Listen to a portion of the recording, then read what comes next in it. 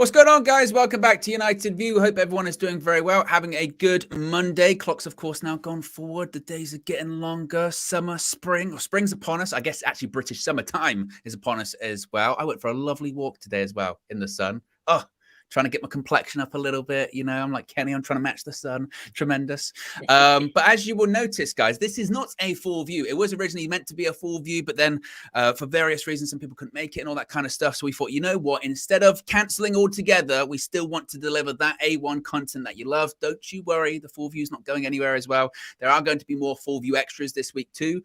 I know people really enjoyed them, those little bite-sized in-person full views, so they are still coming. But don't worry, next week, the full view, like club football, will be back. And we'll be chatting all things Manchester United. Hopefully, by that point, we'll be talking about a victory over Newcastle at St. James's Park, which is what I do want to talk about first of all. But big up to Kenny and Mina joining me this Monday afternoon, evening, morning, wherever you are in the world. But I want to start off talking about the top four. I'm going to start with you, Kenny. Top four race now. Now that we're getting towards the end of the international break, now that we can start turning our attention once again, firmly focusing on club football. Are you at any point worried about the top four? I mean, for a little while we were looking up as opposed to looking down. Should we now be looking over our shoulder a little bit? How are you feeling about the top four? I think we've got to be real. We've got to be realistic, and we've got to be looking over our shoulder, because if we lose to Newcastle at weekend and Tottenham beat Everton, then we're in sixth place. So that's the danger. Come this Monday, we could very easily drop out the top four. Now, in the longer term, both Newcastle and Tottenham have got to play each other. We've got to play Tottenham as well. So it's very much in our own hands. Very much. Both teams, and I'll look at Tottenham and I'll look at Newcastle.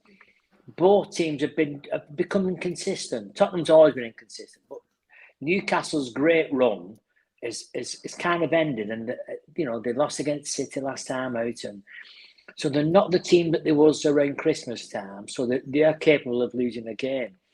But the biggest danger I see now is a new manager bounce at Tottenham. That's my concern more than anything. Or an interim manager bounce. That guy about Nagelsmann. Yeah, new manager bounce. It does happen. It does happen. So that's my concern. My concern is we've got a situation where we could have a new manager at Tottenham by the weekend, and we get that bounce, and all of a sudden we'd have to pay for it. We could be at the end of that. No, go ahead. No, that's fine. All right. Mina, how are you feeling about top four at the moment? As Kenny just says there, look, Spurs got rid of Conte. How that's going to work for them, don't know. We've got to play Newcastle as well. Our away record this season is not great, particularly against anyone really in the top 11. I think it's only really Fulham that we've beat away from home. How are you feeling about the top four race? I mean, you did say, in fairness to you, you said, look, don't ask me about the title until I think it was around this time. So I'm not going to ask you about it because we know the answer. This is why, Queen mean. How are you feeling about the top four? Yeah, my only concern about the top four is that Liverpool's main focus is going to be the top four race. We are still in the FA Cup, still in the Europa League, and obviously still in the mix for top four. So I'm just hoping that come like May, that Southampton draw a few weeks ago doesn't come back to bite us, because it is really fine margins at this point. Every point counts. And with Tottenham, I'll be honest, the whole new manager bounce thing, I think that's just like it's a thing that people put in your head, but I don't really think it will exist. Bear in mind that the backup, the assistant coach, now interim coach for Tottenham, is actually he's a good coach. So I wouldn't be like, oh, a new manager bounce or new interim manager bounce. Tottenham themselves have a whole load of problems, but I think it's important for United to just focus on themselves. And if you do your job and get 3 points every game, then everything else is out of your control. Whatever the other teams do, if they lose, if they drop points, if they pick up points, etc., that's out of your control. So all I can ask is for us to continue pick up 3 points consistently. But I'm concerned because when we've got an FA Cup fixture, and then we've got Europa League fixture, some of these teams are only going to be playing once a week in the Premier League. Some of our opponents that we're coming up against are only playing once a week, whereas we're going to continue to play 2 or 3 games a week. I'm glad Rashford stayed from the England camp. Southgate did about, oh, how could we miss someone that's not been there, but you never play him anyway, so it makes no difference. No, exactly. So I'm glad that, important players have stayed fit. Varane obviously is retired from international football, so he did his goodbyes with the French national team recently. So as long as we can stay fit and our key players can stay fit, then I do think we can continue to hit that 3-point bounce every single fixture. Yeah, I think the other thing as well is, we've got Eriksen to come back, haven't we? Hopefully Martial. So if we can get Rashford back up to, and we know that Sabitzer's might be injured and not playing tonight, etc. But if we have a fully fit squad, when you look at how we're running, we've got to really fancy it. If we can get them players back, then we've really got to fancy. We shouldn't be dropping many points now till the end of the season. We should not be dropping points. I mean, the thing is with that, and people talk about the game against Newcastle at the weekend, and I don't think, for instance, our season hinges on that, because even if we don't get a result there, we've still got plenty of games to go, and as you both said, it's still firmly within our own hands. But what do you think, Kenny, if the result doesn't go the way we want to at the weekend, and maybe the manner of it? The last time we played away from home was Anfield, wasn't it? I believe, in the Premier League. So. And we know that this team it's developed certainly from a mental point of view, but they are and can still be fragile at times. What happens if we go to St. James's and we don't necessarily see the performance or get the result that we want to? Is there a concern of a knock-on effect of that? And then to Mina's point, because we've got to play every game, that schedule is going to continue every 3 days, every 4 days. I think we couldn't have had a worse result than what we did against Liverpool. But what we did the games after was we bounced back, and we bounced back well. So I don't think losing Newcastle mentally, if we lose at Newcastle mentally, I don't think that should affect us, because all our international players have all won this week. So they've got to be, even Scott McTominay scored twice. Yeah. So, they've got to be in a positive frame of mind. So I'm sure Ten Hag, they know. The professional footballers, they understand the importance of this game, because what they don't want to do is drop out the top four and have to come back in. They have now got an opportunity to put Newcastle to the sword. And if they put Newcastle to the sword at weekend, and we can, and that before, 2 weeks ago, before the international break, I was more than happy to take a point at Newcastle. Yeah. More than happy. Not for our point, the fact that they don't get another 2 points. So I still think that away at Newcastle, if we come away with a draw, Tottenham have got to go to Everton on Monday night. Everton is not an easy game at Goodison. It's not an easy game. And what Dyche has showed is, and correct me if I'm wrong, I don't think they've lost under Dyche at Goodison Park. They've always seemed to scrape a result or a draw or whatever. So, Tottenham won't have it all their own way. If we can get a draw against Newcastle, but will a loss impact? It's got to impact, but I don't think it'll be a detrimental impact with regards to longer-term confidence in the team. I can't see it, because we've got too many good players due to come back, and with no more big games in the league. With no more Cities, with no more Arsenals, with no more Liverpools or whatever. It's teams, it's the West Hams, and I'm not being disrespectful to West Ham, to Brentford, to Fulham. These teams, you can't be disrespectful to them, but they're not teams that are fighting relegation. They're not fighting relegation. Fulham's not fighting. Brentford won't be fighting. So we're hoping as they take one eye off the ball, and we've got that momentum. We've got that momentum, and we can get that momentum at Newcastle. And I think a win at Newcastle will be massive, but I don't think a loss is the end of the world either. Yeah, I think I look at that game at Newcastle, Mina, and I to like what Kenny said there. If we can get that win, that really does sort of silence and shut up that narrative from, away from home, though. You've been really good at home, but away from home, that's your sticking point. And as I said, if we lose, it's not the end of the world. But if we got that win, more so just to make the distance once again and also be a top four rival, then really you can start not focusing on the other competitions, but you can start saying, actually, we're pretty secure now in our spot once again. It's only really because we have slipped up against Liverpool. And really, like you said, Southampton, that was really the one, wasn't it? That was the 2 points we go, that might hurt us. Or Leeds at home, we go, that's going to probably hurt us eventually. If we can beat Newcastle, then again, you're really not starting to look up because City and Arsenal are far away from us, but really starting to secure that top 4 spot, I would think. Yeah, no, I think it's a massive statement. And I think it's a statement for the fixtures that we've got in April. We got Everton at home. We got Chelsea. We got Spurs away.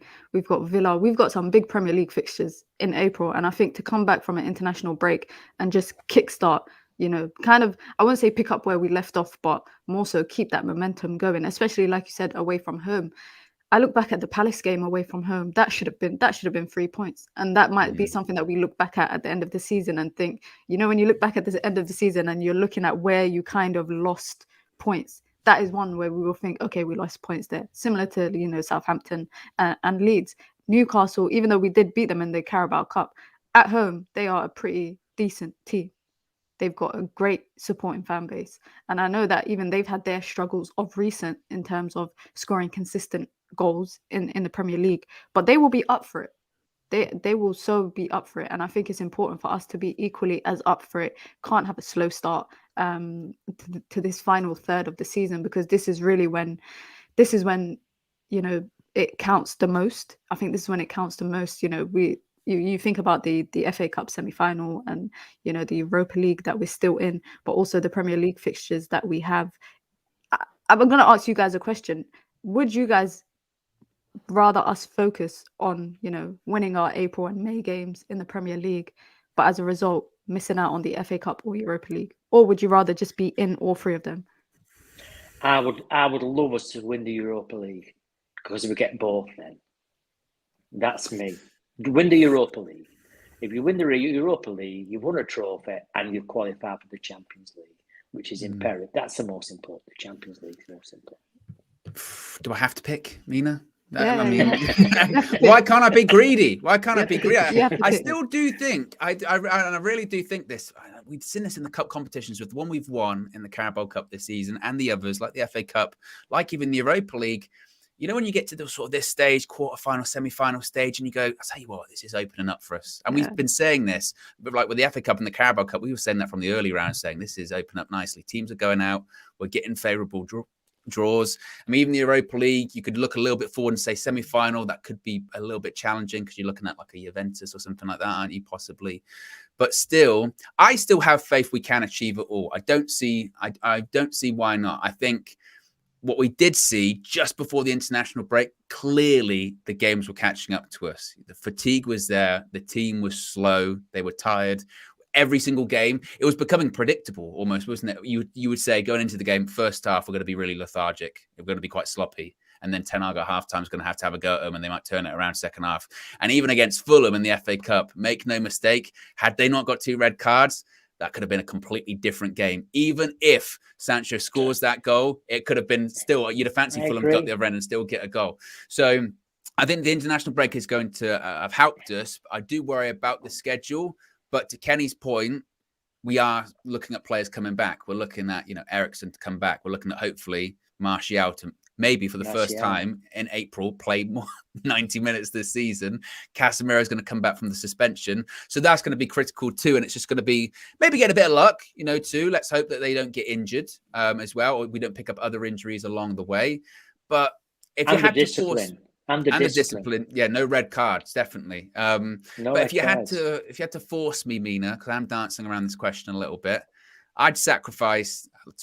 I agree with Kenny. I'd sacrifice the FA Cup and say get top 4, win Europa League. It's European trophy. Bit of success in Europe goes quite a long way, particularly into next season as well. And it makes a bigger statement across Europe, doesn't it? And we'd still have to beat some very big teams to get there. So probably I'd sacrifice that, but I don't think we're in the position yet where it will never be a consideration for Ten Hag. Never. He will, every single game, he will play his strongest side, even if it hurts him, even if it hurts maybe some other competition, some other game, he will always play every single game with the strongest team possible to win, which kind of moves me on to my next point, actually, is, and Kenny touched on this earlier, was Marcel Sabitzer.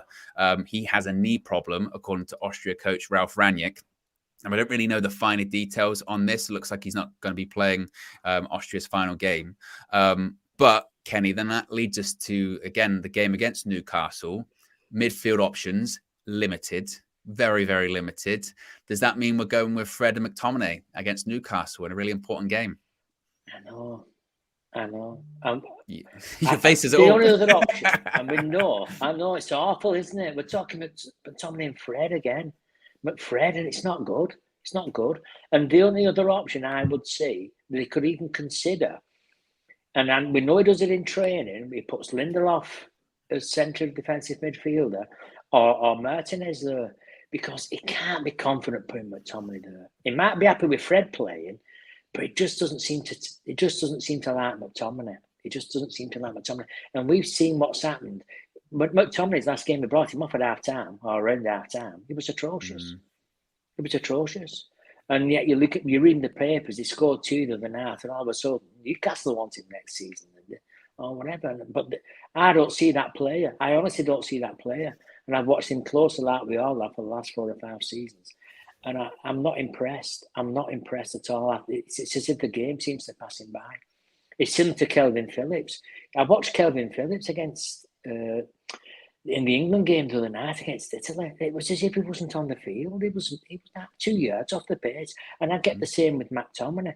And when we go to Newcastle on at weekend, this is Newcastle's second biggest game of the season. Newcastle fans know full well they win this game, and they've got real momentum. They've got real top 4 momentum, and that is absolutely massive for them. So they will be seriously up for it. So our defensive purring in midfield has got to be on top form. They've got speed merchants all over the field. So no, I don't know. If we had a Casemiro and a Varane and an Eriksen, I'd say no, we'll be fine at Newcastle. But we've got Maguire. We have to be realistic, and that's what I said. Now, give me a draw, I'll take it now. Yeah, Mina, what do you think? McTominay and Fred reuniting St. James's Park. And it's also in a game against a midfield and a team that they're physical. You know, they're quick, they're physical. You know, you fancy McTominay and Fred going up against Joelinton in the middle of the midfield. You know, that's going to be difficult. It's going to be tough. But Ten Hag, what else is he going to do? Would he take the risk with Martinez and play him in there when he hasn't really tested him in that position at United? Oh, Lindelof. Yeah. Or maybe Lindelof. He's kind of done Lindelof, hasn't he? Yeah, he's kind of done it a few times, even though it was like small intervals. But even if McTominay does play, maybe it's his audition for Newcastle, and hopefully they take him off our hands in the summer. But this just further proves the point of how important it is for us to go into the market in the summer and buy a midfielder. Even if Sabitzer stays, we've got obviously Casemiro, but we do need another player. And this just further proves it. And I would love for like the youngsters to get an opportunity, but again, Ten Hag wouldn't throw them into. Ten Hag, I know he wouldn't throw them into something like this. That's why I trust him that his judgment is always going to be better than mine, and he knows what's best for them. Because, like, for example, Zidane Iqbal, who we haven't seen this season, is now on international duty with Iraq, and that's actually the first actual senior playing time that he's really had this season, bar the friendlies that we had in December and pre-season. It would be nice to see him, but again, there's probably things that we don't know about Iqbal that Ten Hag is a bit skeptical of. So I'm always trusting the manager's judgment as to why academy players are getting a chance or they're not getting a chance. And again, I know that Ten Hag wouldn't just put them into a game such as Newcastle, because Newcastle is a big fixture. It's a big game. It's very important for our top 4 hopes. So I know that he wouldn't just throw them into the deep end or throw them to the wolves or whatever the saying is. So if we have to see McTominay and Fred, I was hoping that it was the end of that era. But I'm trusting that Sabitzer is fit. And also, I don't trust anything Ralph Rangnick says about Manchester United. If he's saying that he's got a knock and he's not playing, I don't trust him. I do not trust him.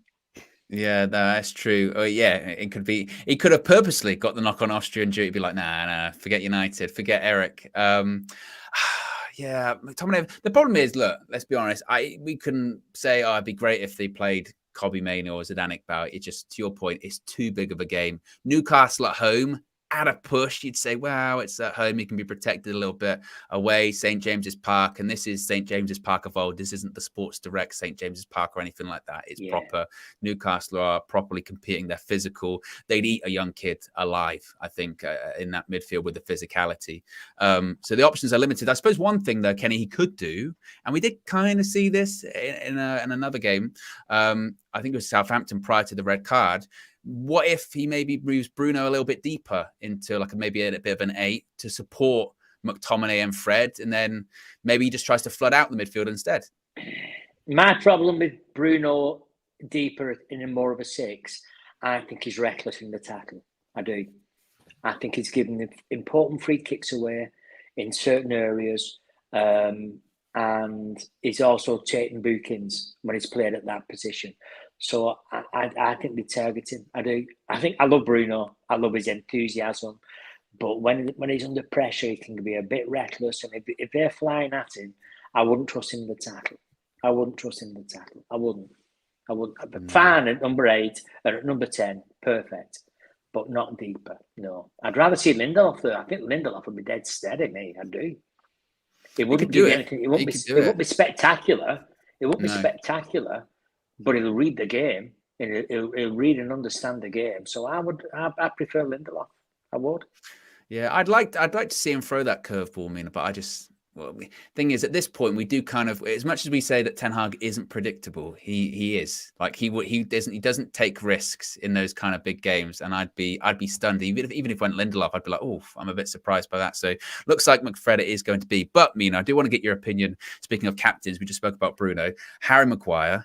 Now, we spoke about this morning, Flex and myself, but at the same time, I think it's important that you get your say on it too. So if you haven't seen, you can see Flex and myself commenting on it this morning. But Harry Maguire on international duty was doing what Harry Maguire does on international duty, and that's kind of put his foot in his mouth in an interview. Now, he was asked about feeling appreciated by the England manager Gareth Southgate and if he feels appreciated at Manchester United as well. And he was asked about proving himself at this level. And he said, and I quote, "But I shouldn't really need to prove myself at this level. I've won over 50 caps and I'm England's top goal scoring defender. I've played nearly 200 times for Manchester United. I've captained the club for 3 years now. But I do also understand when you're the captain of Manchester United, you do come under the most amount of scrutiny. Last season at club level, my performances weren't good enough alongside everybody else at the club, not just myself." Mina, what did you make of that? Because it was quite interesting. I saw the Red Room last Wednesday, and you made a good point where you said Maguire tends to, when he's does these interviews, make things about himself, and I think that's a great example of it as well. And also, just what kind of mentality is that? What were your thoughts on that? That's not captain mentality. It's not leader mentality. For you to say, as a captain, for you to say, "Oh, my performances last season was not good, but everyone else wasn't either." You are, as a captain, right? You're meant to jump in front of a bullet for your team. Whether or not your team would jump in front of a bullet for you, that's a different story. You should jump in front of a bullet for your team. There's been so many times where in the past, when even like David De Gea, when we'd lose or we'd have a poor performance, he would always come out in an interview and be like, "The blame is on me. I take full responsibility. Blah blah blah. I could have been better." But you're here. And yeah, I've mentioned it in the Red Room. I mentioned it, I think, on a match view as well. The thing that bothers me about Maguire is it's not his playing ability, because I do think he's got the ability to be a Premier League centre-back, not Manchester United calibre, but he's got the ability to be a Premier League centre-back. My issue with him is his self-awareness. And I don't know if that comes as a result of the people in his circle that maybe are as delusional as he is, or I don't know what the impact of it is, but his self-awareness is so poor that every time he comes out and he talks to the media, it's always I, me, I've done this, I've done that, look at this, look at that. And when a player is at the top of his level and a world class, I'm going to use the term world class, even though I hate it. Yeah, they always feel like world class players always feel like they have something to prove. They've always got a chip on their shoulder. They've always got some, but he is very happy with the level that he's at now, because he's as delusional to think that he's probably a world-class player. He gets into England because Southgate is probably as delusional as him. Southgate he's a disgrace, because he says that he only picks players based on their form, but then he picks players that do not play at club level. It doesn't make any sense. It makes no sense whatsoever. So him and Maguire, perfect match made in heaven. I think Maguire is a decent enough defender to play, but when you come out all the time, and to me that's not captain mentality. That's not leadership. That's not a leader at all. You don't come and toot your own horn, even if you're playing good. If United was playing good and he comes out, he would be like, yeah, United are playing good because I'm in the lineup. You know, we won today because I was here. Yeah. Blah blah blah blah blah. He'll never give credit to the team, the players, and that's what a leader should do. And that's why, for me, the biggest issue I have with Maguire is not about his playing capabilities.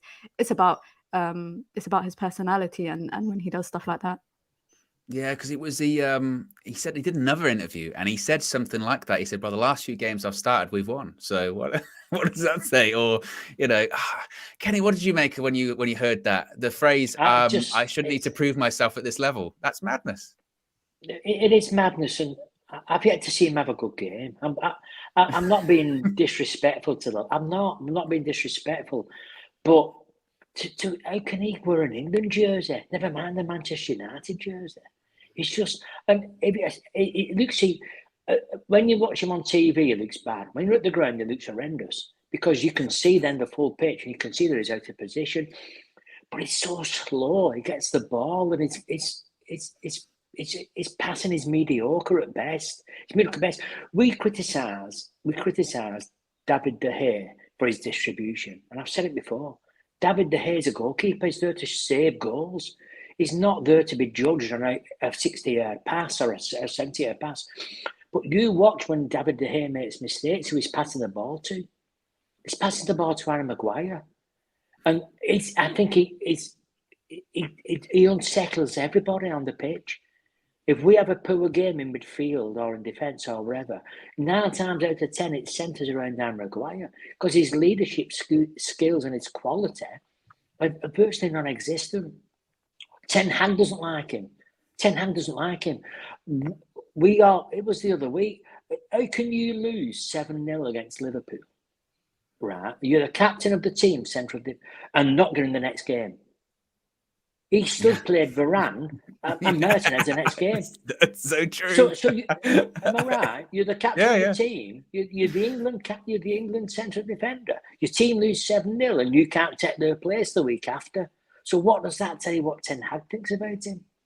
Ten Hag must have a very low opinion of him. You probably only found out when Ten Hag in 10 years' time writes a book or whatever about it. But no. If Ten Hag does not bring in the team after the Liverpool game, then that tells you what he thinks about it. We've even seen Shaw go into central defence. Yeah. And not pick him. So, and if I'm Harry Maguire and I see that and I have to live with that, the last thing I'm going to do, like you said about self-awareness, I'm not going to go on an interview on TV about England and tell them how wonderful I am and I'm the best at this and I've got this record and that record. Imagine Harry Maguire being truthful and saying, well, I think I'm really poor because Eric Ten Hag, we lost 7-0 the other week and I can't get in the team. So what does that? He's not going to do it, is he? So what you would do is keep your trap shut. Yeah, I mean, it's crazy because I saw, and we covered this morning too, Anthony Elanga was asked something similar about not playing as much, and was it frustrating? And he said, "Oh, yeah, obviously it's frustrating, but manager's decision. I work really hard. I listen to the manager. I try and do what he wants me to do, and hopefully I can work my way back in." And you go, "That's a kid. that's a kid," and that's the right answer, because to your point, you're not going to come out and say, "I'm rubbish. That's why I'm not playing." You're going to back yourself, but it's the extent of it, isn't it? And it's highlighting a record that isn't there. Because when he says, "I've played 200 times for United," you say, "And what have you done?" Like they're just numbers. Yeah, they're numbers. Exactly. So it's very, very odd, and he has an incredible knack. I don't genuinely know how he does it, and I don't mean it to like pile on or be disrespectful, but he has an incredible knack of being able to say, the wrong things. He can't read the room. Interviews. He cannot. He can't read the room. Exactly. He doesn't realise how. I don't like to use the word despise because it's not a nice word, but I don't know any Manchester United fan that likes him. No, I don't, honestly. I don't see people praising him. I don't see people screaming for him. Get Harry Maguire on. Bring Harry on. I hear big sighs and groans when his name's mentioned, and I'm being honest. I mean, it's funny as well because I remember, I think it was the last game, might have been the Fulham game, the FA Cup, and Old Trafford at the time was starting to get onto him a little bit because he was just standing on the ball really, and they were saying, move it, do something with it. And at points like that, I do legitimately, and I don't mean this condescending, I feel bad for him because to Mina's point, I think he's Premier League defender. He's not a bad defender. He's not a bad football player, but he's not at the level for Manchester United. And two, he clearly, to your point, Kenny, he can't do what Ten Hag wants him to do or expects a central defender to be doing. He can't really progress the ball, pass the ball forward quickly like Martinez. He can't carry the ball into midfield. They can't play a high line when he plays because his recovery pace isn't there. He's slow. At other clubs, I'm sure that can work. But for United and what the manager wants to do, he just can't do it. So it's good. Look, he's still going to be the captain until the end of the season. Exactly. I think everyone can probably suggest that he's probably going to be going in the summer. And probably even if he didn't, I think Southgate's going to pick him regardless. And maybe that's where the confidence comes from. He knows he's going to play. That's it. Enough said. I do want to also move on to this story that broke just for a few minutes before we went live. But before we do, be sure to smash a like on the like button. We've got nearly 600 people watching, over 150 likes. Let's see if we can get to 200, 250, something like that. So if you haven't already, click that like button and be sure to subscribe, bottom right hand corner as well. I do want to talk a little bit about takeover stuff. Obviously, all of the bids eventually, it was staggered last week. The 9 p.m. deadline on Wednesday didn't really exist. Ineos's went on Thursday and Sheikh Jassim's from Qatar came in at some point Friday night, Saturday morning, something like that. But what is quite interesting is Duncan Castles has written in the last sort of hour or so that Qatar plan to mould Manchester United, Paris Saint-Germain and Sporting Braga into European football's most powerful multi-club network. He continues by saying QSI executives envisage deploying Braga as a development club for both PSG and United. Elite talents would be signed from European and South American football and then moved to Portugal to gain experience. Should the Glazer family ultimately choose to accept the Qatari bid for United, an informal network of clubs would be created that would be more powerful than any other in the game, significantly exceeding the prominence and financial muscle of Abu Dhabi's Manchester City-led group, that being the City group that's got obviously all of those clubs around the world. Mina, what do you make of that? Because that tends to fly in the face of the whole, they're separate entities, doesn't it? Yeah, it's a whole lot of words.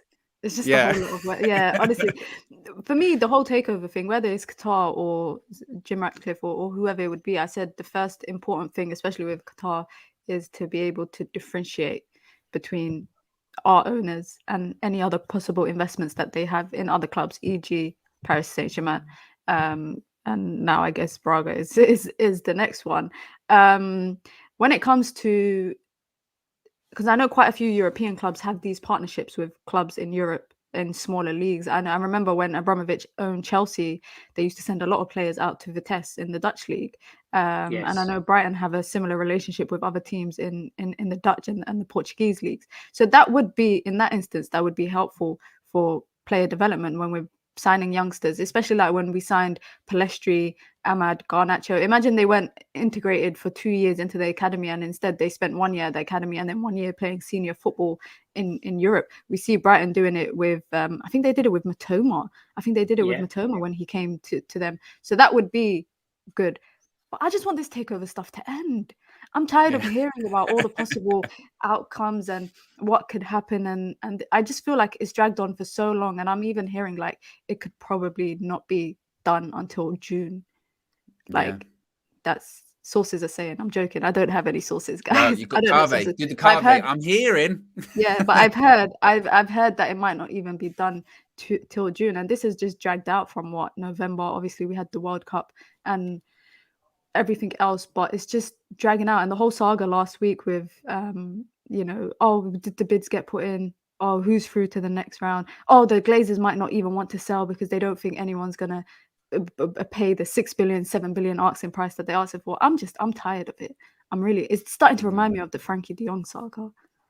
Yeah, it has become, and I suppose we shouldn't be surprised, Kenny, that it's become and turned into somewhat of a sort of farcical saga because it's Manchester United, it's the Glazers, there's a lot of money involved. Sells newspapers. it sells newspapers, it gets clicks. How are you feeling about it all? Are you kind of, I think a lot of fans at the moment are a bit already going, this is starting to get quite tiring and tedious. No, I enjoy it. I enjoy it, to be honest. No, I do. I find it fascinating. I really find it fascinating because I think deep down we all know what the Qatari bit. And if we look at back what we've already touched on, and about if this is the way that the club wants to go, or the Qatari bit wants to be, where we're going to be working more closely with European partners or however you want to sue it, then I think that's great for Man United. And I'll tell you why, because this is my take on it. I'm a bit concerned that what will happen once we have that takeover bit, we're going to start hearing names like Rice and Maddison and Kane. And don't get me wrong, they're good players, I'm not saying that. But I want Manchester United to be an elite team. I want us to be elite. And I think the Qataris will want us to be elite. So what I'm looking at teams like Real Madrid. Real Madrid have signed Tchouaméni, Camavinga, the young lad from Brazil. These are 100 million pound players, the young lads. Now, that's what I want. I don't want a Declan Rice and I don't want a Maddison and we're paying an English tax or whatever. And if we can get them, like you've already stated, we've got the young Palesha, we've got the young Garnacho, we've got other players that are not getting the chance really all right, a couple of men in the first team. But when they be creative, they was out in other leagues. But then we knew that they was coming to us. So they come up to us in the academy. We put them out there abroad. We let them play or whatever. And if they make it, we bring them back in. And we're not looking at overpriced, overrated players. And we're playing that English, what we call the English tax or whatever.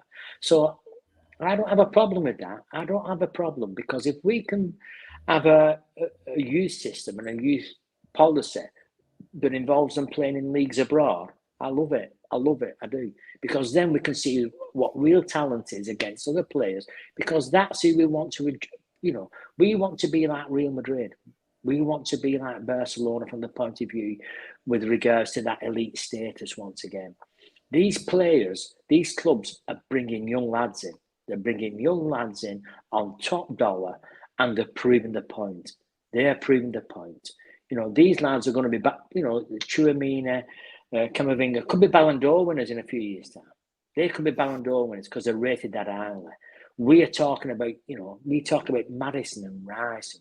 No, I'm sorry. We're Man United.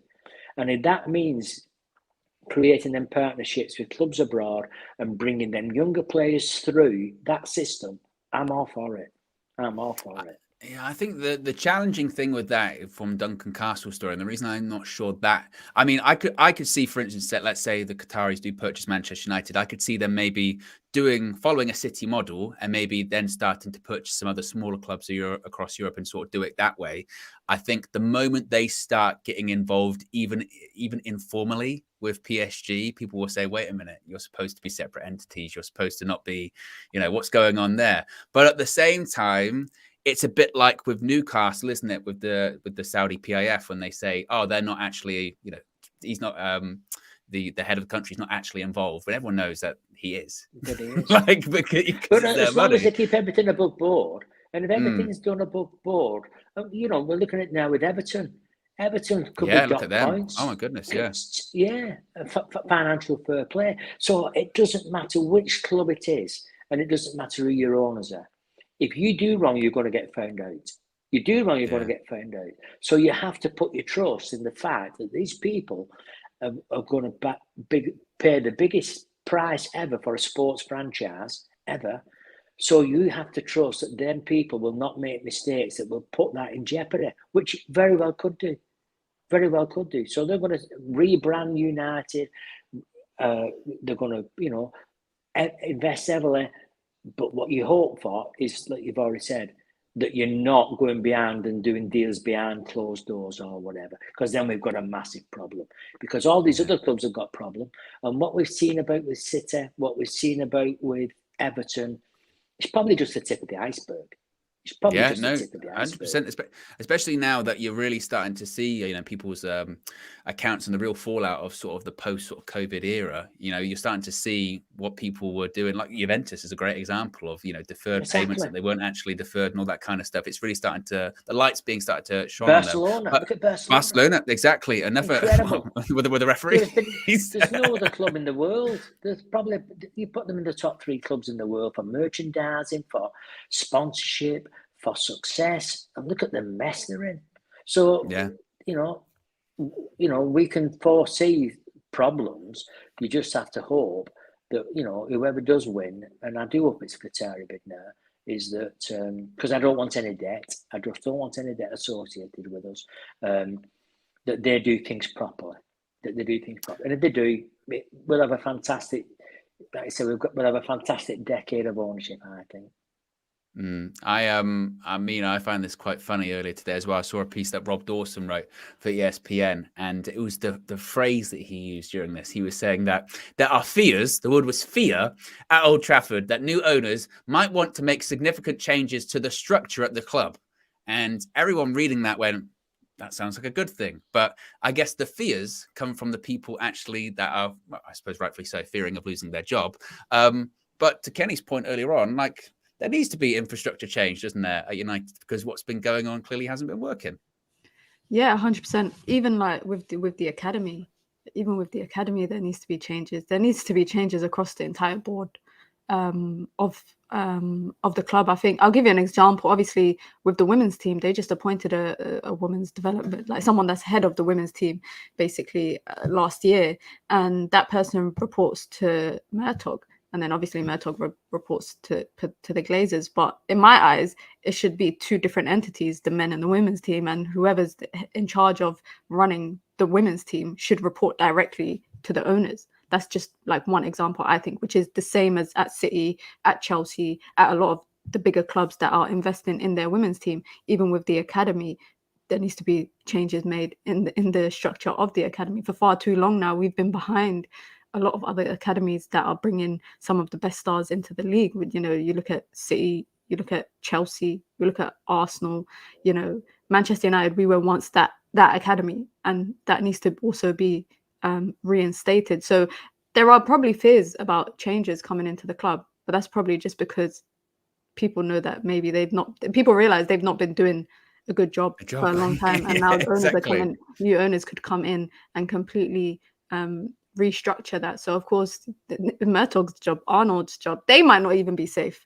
And you know what? I wouldn't really be mad at it. I wouldn't be mad at it if someone who came in who knows what they're doing. But also, please don't get us involved in any kind of like FFP scandals and all of that kind of stuff, because we saw what happened. We're seeing what's happening with City.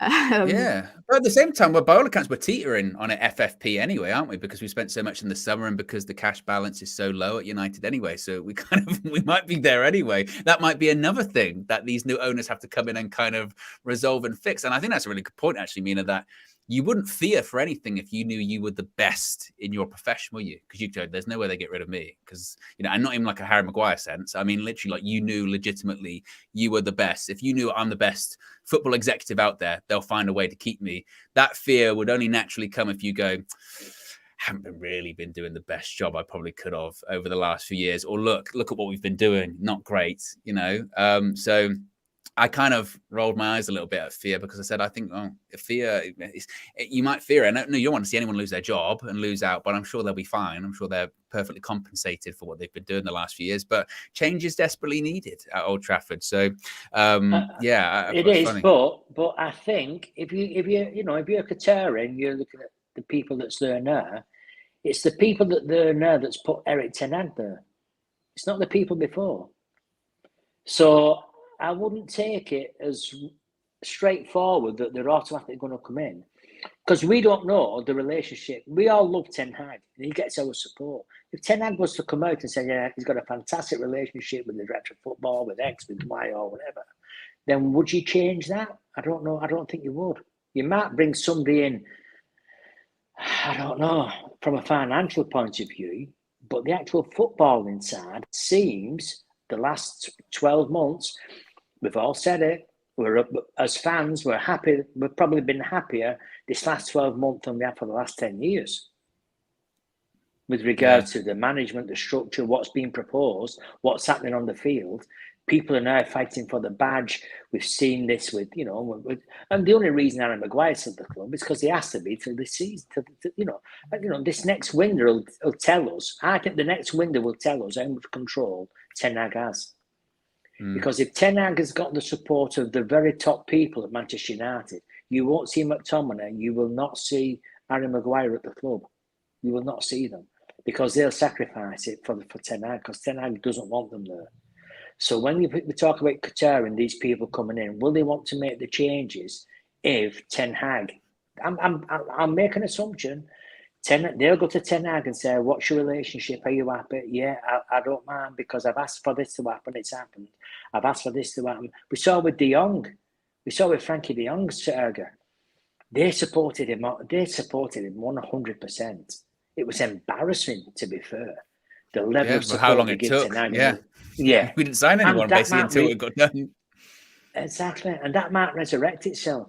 That might resurrect itself again in a couple of months' time if the situation at Barcelona doesn't clear up. So we might be going back in for Frankie De Jong. And if we go back in for Frankie De Jong, that tells you he's controlling that football club. And that's Eric Ten Hag. I mean, one person we could go in for, Mina, is Harry Kane. We still get linked to Harry Kane this summer, particularly now with Antonio Conte gone. It was reported today that United are pushing hard to sign Kane, £100 million, a blockbuster deal. Tottenham are desperate not to sell Kane to a Premier League rival, and Daniel Levy might even be willing to let Kane go on a free the next season, just in the hope that maybe one more season they might win something, or he's got an extra year to convince Kane. Do you think Conte's departure will have any impact on Harry Kane's future, or is what really will impact it the manager they get in at the end of the season? Yeah, I think the manager that they bring in is going to impact it. I think if Poch comes back, which I'm hearing that he's one of like the managers in discussion, I can imagine Kane staying. But also, for me, it's just like 100 million for Harry Kane. Yeah, if that was 2 years ago, I understand. But 100 million on a player that has 1 year left on his contract, for me, that's absurd. That is absurd. I would rather wait another year and try get him on a free next summer than to spend 100 million on him, because it just doesn't make, especially like there's so many factors to consider. And I said this, I think it was on the Red Room. I said my ranking of strikers that I would have in the summer, it would be Osimhen, Gonzalo Ramos, and then it would be Harry Kane. He would be my third option in terms of the strikers that are available, because there's factors to take in: price tag, longevity. Yes, people keep comparing him to him being our Van Persie signing that could help us win a title or win a Champions League or whatever it is that we're competing for. But I don't think it's the same kind of club in comparison to the team that Alex Ferguson had when Van Persie came in. I think we have equally good positions filled. You know, Marcus Rashford. I can imagine Harry Kane being that striker that drops in deep, allowing wingers like Rashford and whoever's on the right to kind of run in behind the defenders, similar to what Wayne Rooney used to do when he was starting to kind of decline as a striker. But I just don't see it. I just really don't see it. And I think with the whole Spurs and their manager thing, I think he's a Spurs guy through and through. I think his chance was to go to City and he's missed that chance. He should have went when he had the opportunity. Before now they've got Haaland. They ain't going to come back for him. Obviously Real Madrid are probably eyeing up Haaland in the next couple of years, but by then it will be way too late for Harry Kane to go to Man City. He should just stay at Spurs. I've got to admit, I'm flitting all the time. Marcel was on last week and Marcel convinced me I was an Harry Kane fan when I left the show. You know what I mean? So all of a sudden I'm a Harry Kane fan. Marcel convinced me. But I have to go. I looked the other night when he got the record, right? And this is true. I'm sat watching it and he got the record. And it's beaten Wayne Rooney and Bobby Charlton, 2 Manchester United players. And I thought to myself, there's a chance that 3 Manchester United could be the top scoring England footballers of all time if we sign Harry Kane. The difference is Wayne Rooney came to Old Trafford at 18 and Bobby Charlton came when he was a young boy. That's the difference. I don't want Harry Kane now. I don't. Because I'll go back to what I've said before. We want to be an elite football team. We want to be an elite football teams, right? When we was at our very best in 99 and 2008, we signed Wayne Rooney at 18. We signed Ronaldo at 17. Them are the players we should be looking for at Manchester United. We want the Camavingas, the Chouaminis. We want the Osimhens. This is what we want. We don't want someone coming in for a payday for 2 years. Right. All right, we're doing it now and it's working out with Casemiro and Varane or whatever. But I'm hoping that when we get new ownership and we get new leadership, that we're looking at players at 19, 20 years of age that we can build into an elite squad that will run and run and run for 5, 10 years, not be successful for a year and then they go. Or you're bringing them in and all of a sudden these old injuries might come back to play and it goes on. So I'm more and more I'm moving away from Harry Kane on the grounds that I want us to be an elite football team again. I don't want us to win the odd League Cup. I don't want us to win the odd Europa League. I want us to dominate again, like we did for 10, 20 years. The only way you do that is to either breed your own, like we did with the class of 92, or you buy the very, very best young players that are right there and you bring them into a situation and you play them with experienced players. But then normally them experienced players are midfield players. They're not centre forwards. We've had it in the past. We've brought in, Bastian Schweinsteiger, great footballer, but he was too old. With Ibrahimovic, it goes on. The list is endless. Cavani was fantastic. Imagine if somebody said to you now, if Cavani was 22 and he was coming to United, we'd be over the moon. He came to us at probably 32. We don't want it. We don't want it. You have him for 12 months. You might get 2 years. What you want is to bring young. If you're paying £100 million, if you're ever going to pay £100 million, you want the best in the world at 20 years of age. That's what you should be paying for. Not 30 years of age. No chance. No chance. If you're serious, if you see Owen think it's Marcel's on the other line to him. Marcel said, oh, defend him for me. No, the thing is, and look, if Harry Kane comes to United this summer, I've made a bet with Marcel a long time ago that I was going to put on David De Gea's match-worn shirt, and me and David De Gea are vastly different sizes, so I do not know how that's going to work out for me. That is the smallest shirt ever. It's so small. It's ridiculous. So look, I think it's that with Harry Kane, I do agree with both your opinions that I think it's his age, it's the price for a 1-year contract is crazy. And to be honest, I'm really reluctant just to get involved in that negotiation with Daniel Levy because I just don't think we win. I think his line will be drawn in the sand and you go, look, he's not leaving. In the same way that when Man City came in for him a couple of years ago, he just went, I don't care. I'm not going to accept anything, even if it gets ridiculous. And even with the City bid, I think they bid over 100 million in the end, and they still said no because it's not. I know Daniel Levy is definitely a money man, but I think when it comes to Harry Kane, he realizes that is truly the golden goose, and any chance, not necessarily of success in terms of winning things, but getting top 4 is based on Harry Kane for them. And they let them go, then they're just going to continue to slide. They can't replace him. So I don't want to get involved in that negotiation. If a deal could be done, I still wouldn't be against it because I just think Harry Kane is he's an anomaly when it comes to goal scoring. Like he's going to be the record goal scorer in the Premier League. He's going to break that record. What, for the last 6 seasons, probably 7, something like that. He's got 20 plus goals. He'll do it again next season. I have no doubts about that. But he's done that. He's scored them goals for Tottenham Hotspur, not Manchester United, and that's the point I'm making. Wayne Rooney was, leading goal scorer for England. Bobby Charlton was. But they came as young men to Manchester United. Harry Kane's coming as an old man in footballing terms, at 30 years of age. That's just my point. I would agree with that if he played a certain style, though. The Harry Kane style, I don't see changing for.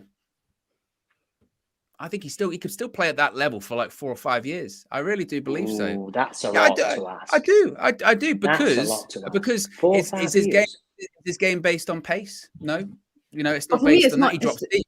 It's It's not, really for deep. me, it's the price. It's the price that bothers me. For a club that for way too long we've been known to overpay, clubs have taken advantage of that. And if, hypothetically speaking, we get new owners in the summer, the first stamp of authority that they should put in is not letting any club use them for an outrageous bid or outrageous price. 100 million for someone who's 30 years old, 1 year left on their contract. If you said to me, oh, we could get Kane this summer for 50, I would be like, yeah, I'm all for it. But 100 million for a 1 year contract for me is just absurd. It's just absurd. We could talk about Kane's ability and, you know, record. When he retires now, if he stays at Spurs and he gets the goal record, what has he achieved aside from that goal record as a striker? When you think of a striker, you want someone who can win stuff or has the ambition and the hunger to win stuff. If Harry Kane chooses to stay at Spurs, and it's not because his options are limited, because I think a Bayern Munich could do with him. I really think a Bayern Munich could do with him, but I don't think they would pay 100 million. I don't think they'll pay 100 million for him. The only club that would be stupid enough to do that was maybe Manchester United last season. Maybe we would have done that. But I'm hoping with the new owners that come in and the new mindset in the club that we would not be silly enough to do that. When you think about the RVP signing, I think that club that team he came into was a much different team. We've got so many gaping holes that we need to fill still, striker being one of them. That RVP was the final piece to that puzzle. Harry Kane is probably one of the many pieces that we still need to win a Premier League title.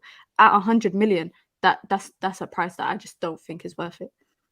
I mean, fear Lewandowski in the summer when he went to Barcelona. How long did he have left on his Bayern contract when he went to Barca? It was a year left or something like that, wasn't it? Right?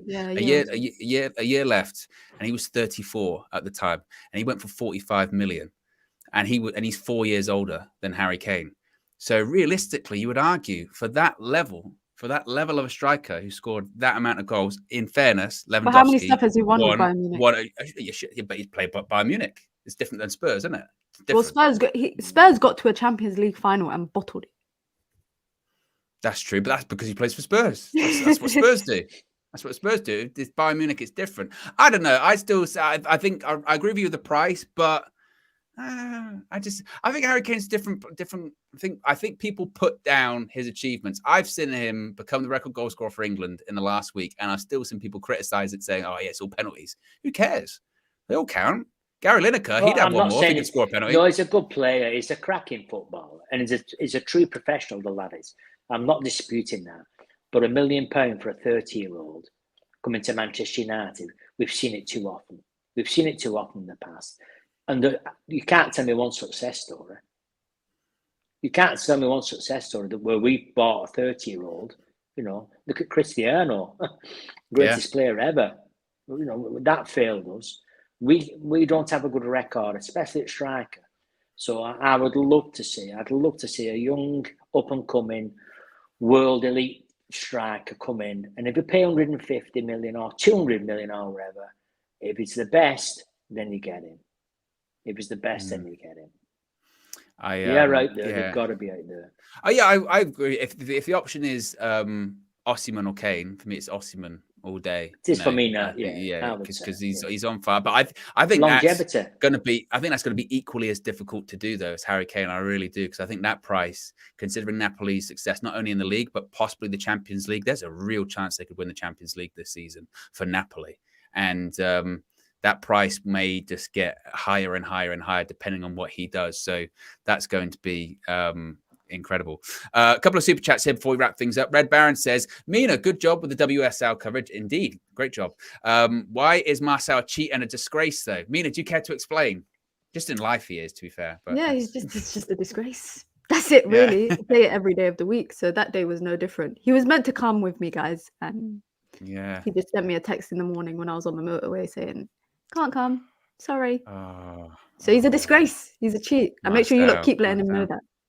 Oh, I would never let it go. Never, ever. Don't be sure to hold a grudge, Mina. This is, people always say, let stuff go. I say the opposite. I always say it to children, never forget, okay? Hold a grudge. Never let it go. Get revenge all the time.